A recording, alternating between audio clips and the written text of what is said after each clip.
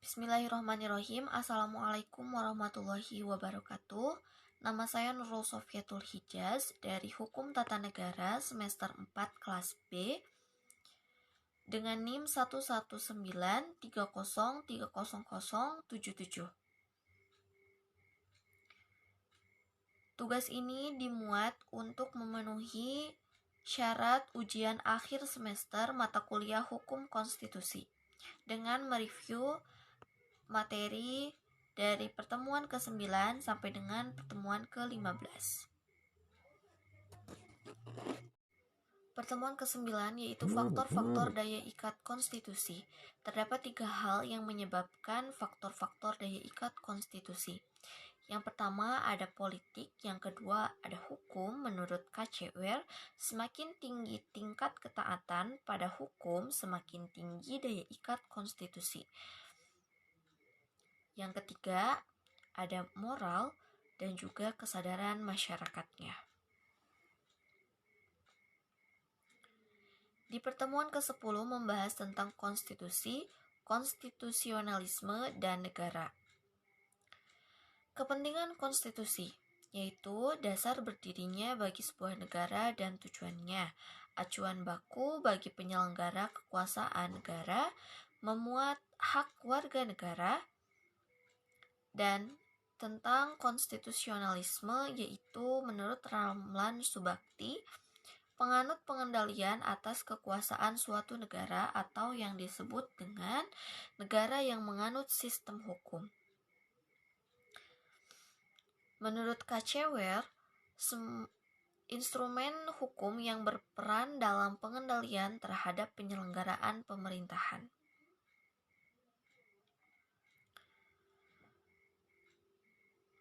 Di pertemuan ke-11 yaitu membahas tentang konstitusi Madinah dan ketatanegaraan modern. Konstitusi atau Sahifah Madinah yang sering disebut para ahli yaitu muatan piagam Madinah yang berisi tentang kesepakatan yang artinya heterogenitas, persamaan yang artinya kesamaan hak dan kewajiban, keadilan yang artinya memperoleh perlakuan adil dari negara dan pemerintahan.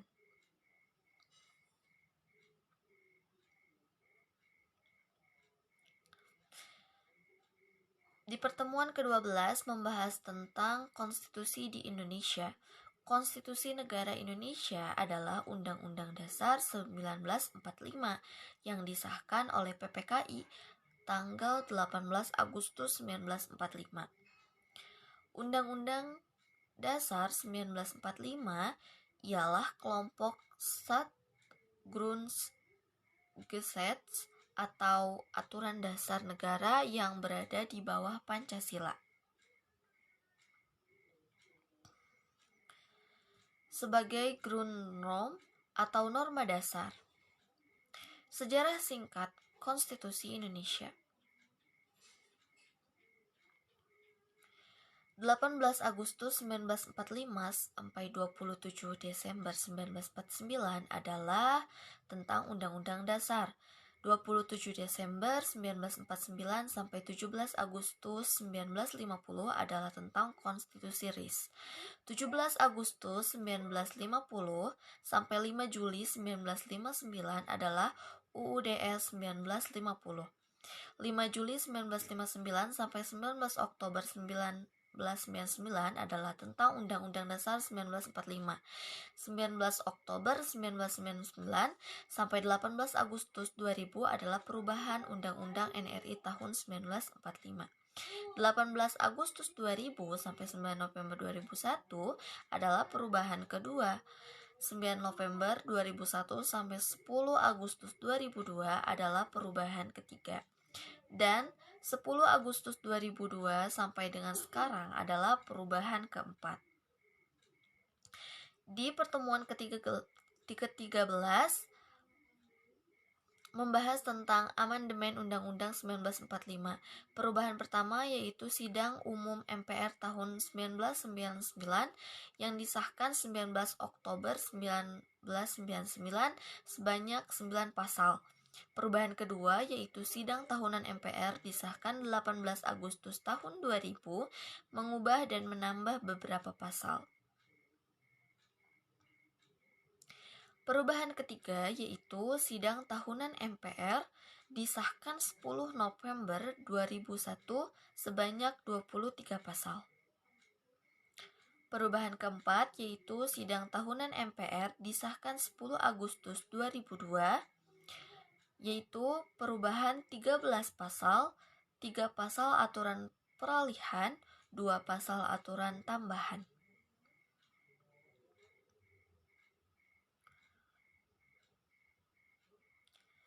Di pertemuan ke-14 yaitu membahas tentang sejarah ketatanegaraan Indonesia pra dan pasca kemerdekaan.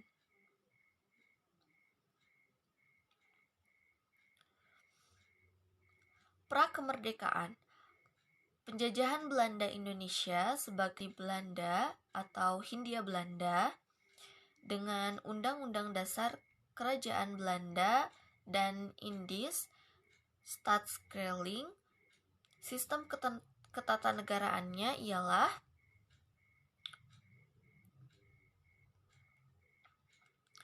eksekutif, yaitu gubernur jenderal dengan kewenangan yang sangat luas dan dibantu oleh badan penasehat. Kehakiman, yaitu terdapat mahkamah kehakiman. Dalam bidang keuangan, yaitu dilakukan oleh Algemene Rekenkamer.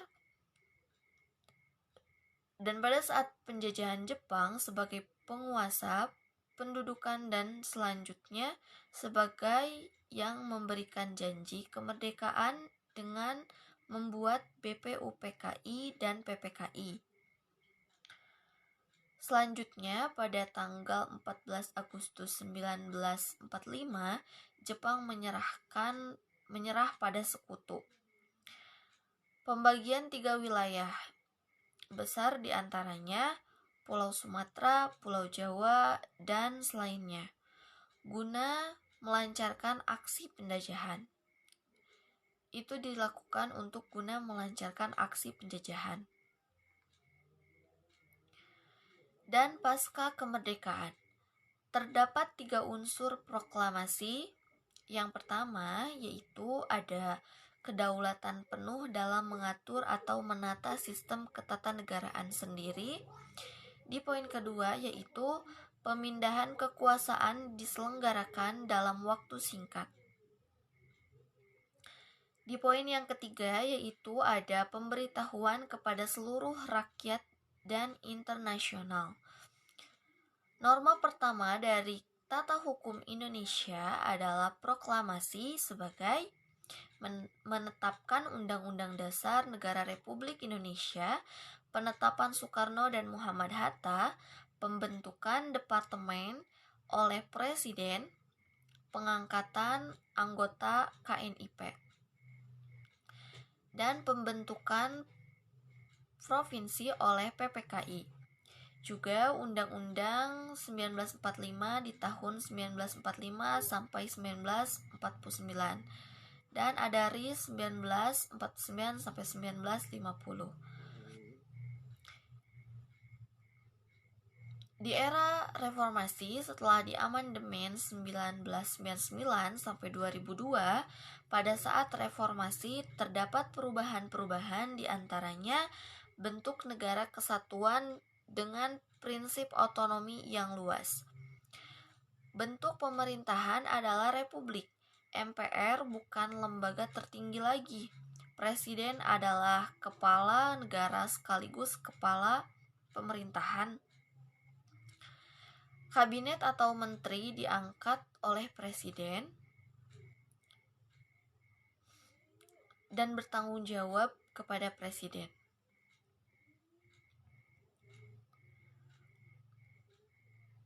Kekuasaan legislatif juga lebih dominan. Presiden dan wakil presiden dipilih langsung oleh rakyat dan presiden tidak dapat membubarkan DPR.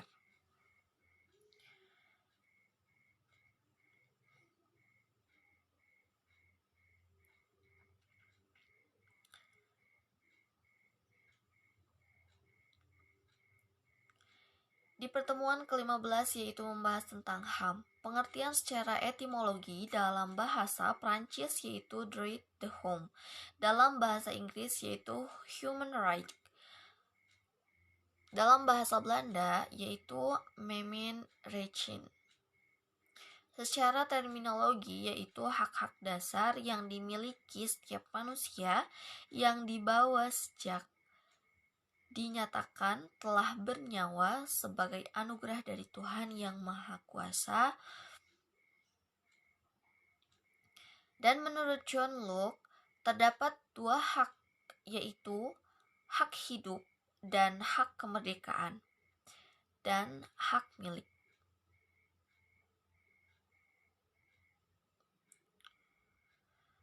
Di dalam Undang-Undang Nomor 39 Tahun 1999